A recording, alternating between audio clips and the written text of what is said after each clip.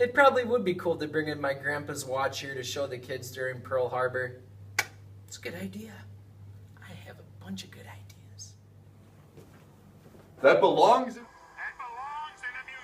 in a museum. Indiana Jones, no! Live from Badger High School, it's IWS Today!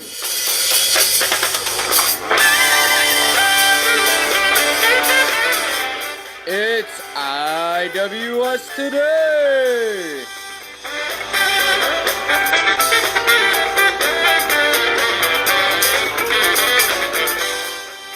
With Mr. Kiefer!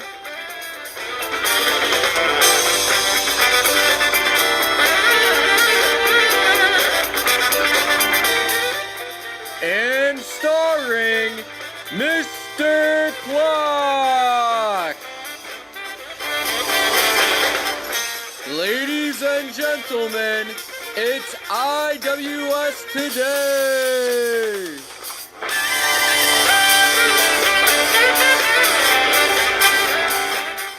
Now your hosts, Mr. Kiefer and Mr. Clock! Good morning and happy Friday. I'm Mr. Kiefer. And I'm Mr. Block, and this is IWS Today. Today, we're talking about the U.S. involvement in World War II. Now, I know I don't need to tell you this twice, but America was pretty much the bomb. The bomb.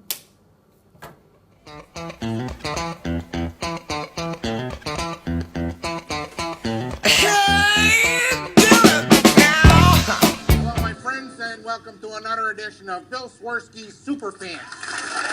A team that is known as the Bears. The Bears. The Bulls. The Bulls. I got a small piece of Polish sausage lodged in the lining of my heart. What if you could have two players, say you and a certain Coach Dicka? Coach Dicka versus the Hurricane. Who would win? Dicka. Hold on. The name of the Hurricane is Hurricane Dicka. Polish sausage. It's a family thing, I think. Dicka. My brother's in it. Sausage. Everybody. Bears. Hello, my friends, and welcome to another edition of Franklin D. Roosevelt's The Presidents. I'm Franklin Delano Roosevelt, sitting in for my distant cousin Teddy, who's recovering from his most recent asthma attack. And with me, as always, are the Presidents: George Washington. Hi, FDR. Thomas Jefferson. Hey, FDR. And Abraham Lincoln. How are you, FDR? Real good, real good. We're coming to you, as always, from the White House in Washington, D.C., birthplace of freedom and liberty, and home to a certain undefeated country who come 1941 will be joining, dominating a certain world war, a country that is known as America. America. Okay, America is a superpower, as we predicted, with back-to-back humiliations of the Germans in World War I and II. You know, I think the American people showed a lot of compassion for keeping the wars as close as they did. Well, we're a merciful people. Now let's turn our attention, gentlemen, to this week's story. America versus the Empire of the Rising Sun. Gentlemen?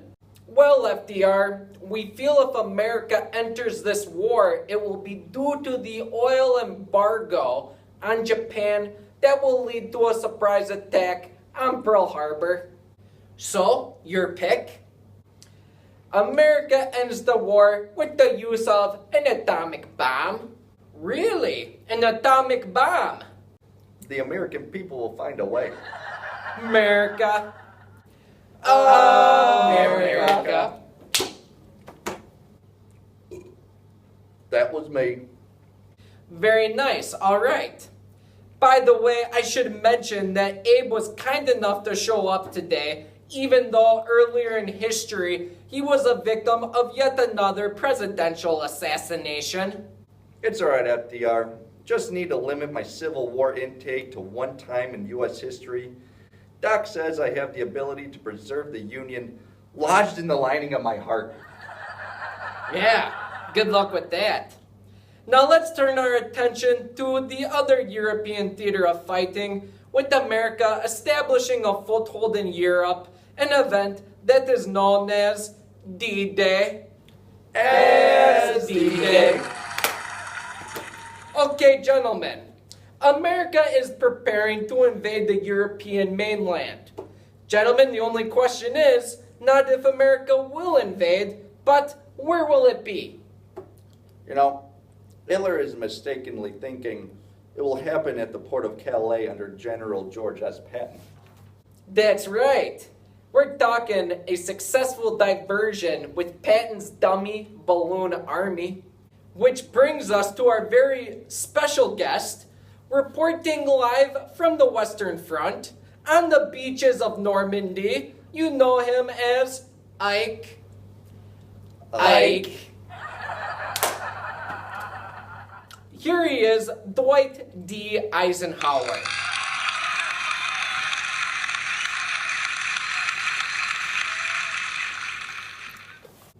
All right, okay, let's get Ike set up. Waiter. Yeah.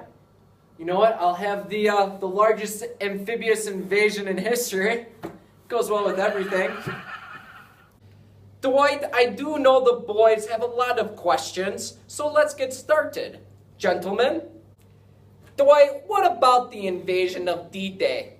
Is there any concern that the victory may be a little lopsided?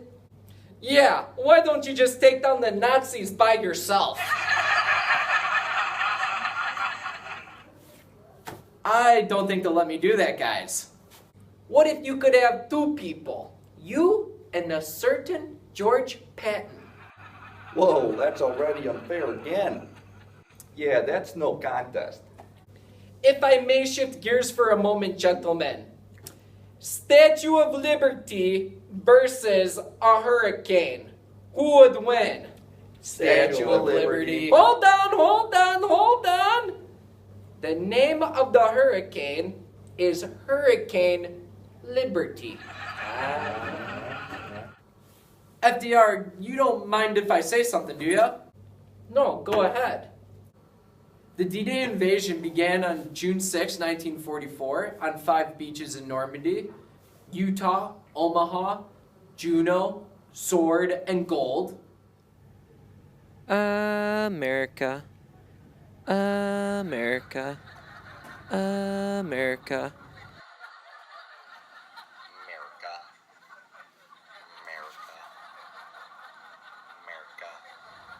As D-Day. As D-Day. America.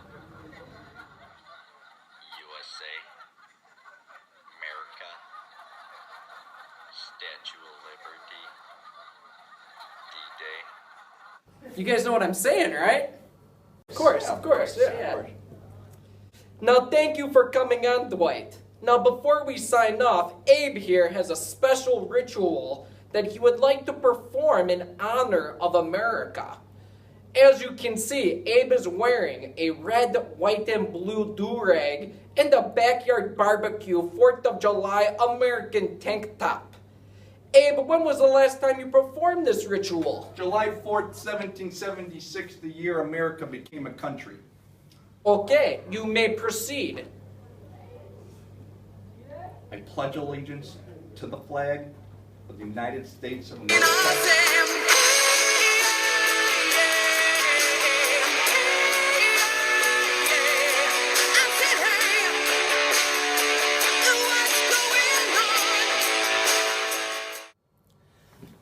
Hey, U.S. in World War II, what's going on? I'm reporting live, giving you the World War II forecast of the U.S. involvement in the war. Behind me, as you can see, we have a huge storm brewing with the surprise attack by Japan on Pearl Harbor. Whoa! Almost got me there. Woo! As you can see, this is what's going to bring America into the war, this large storm, as it sweeps across our country, changing our lives forever. We are lucky here, though. We had 4 aircraft carriers that were not present at the Pearl Harbor attacks. What a break. Back to the studio. Now, America, we can launch surprises of our own. Next, we have the Battle of Midway at Midway Island here. Now, there is a slight chance of American defeat here. President FDR launches an ambush against the Japanese Navy that ends up working out perfectly, crippling the Japanese fleet for the remainder of the war, allowing the U.S. Navy to then sweep closer to the Japanese mainland. I am now on the beaches of Normandy behind me with the invasion of D-Day. Now, there will be a very good chance of an overcast outlook here because of the death toll. However, there is a bright spot. We will see the sun break through with Hitler being fooled by Patton's balloon army across from the port of Calais, not at Normandy. However, as we can see, this is going to be by far the largest amphibious invasion in modern history. Clouds. Clouds, clouds, clouds. Now, not your normal storm clouds. We're talking about mushroom clouds. I am on the rubble of Hiroshima after the atomic bomb and its mushroom cloud unleashed terror on the people. Now, if we look into the future here, this will clearly end the war against Japan and bring peace to the world for the time being. But devastation is clearly behind me. Now let's see what's going on with that culture guy.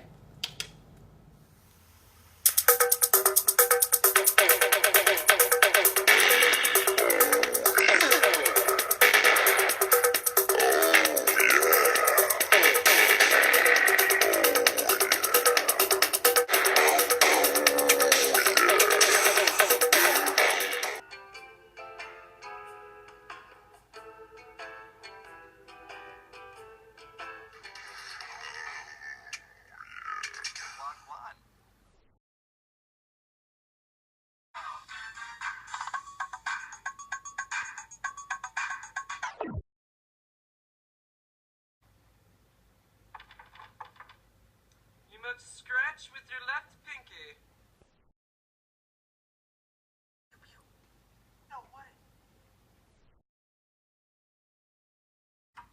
Such a good leader.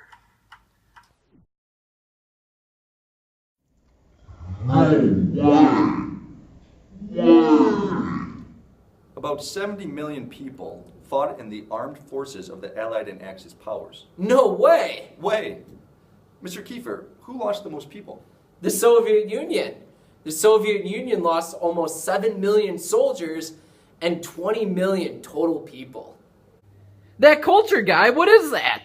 It's the USS Arizona Memorial, a battleship that sunk during the attack on Pearl Harbor and remains at the bottom of the harbor to this day. No way! Wait, little known historian, where are we now? The Battle of Iwo Jima Memorial. After the Battle of Iwo Jima, these U.S. Marines hoisted the flag on top of the hill there to show the American victory. No way. Way! To avoid using the German-sounding name hamburger during World War II, Americans used the name Liberty Steak. No way! Wait.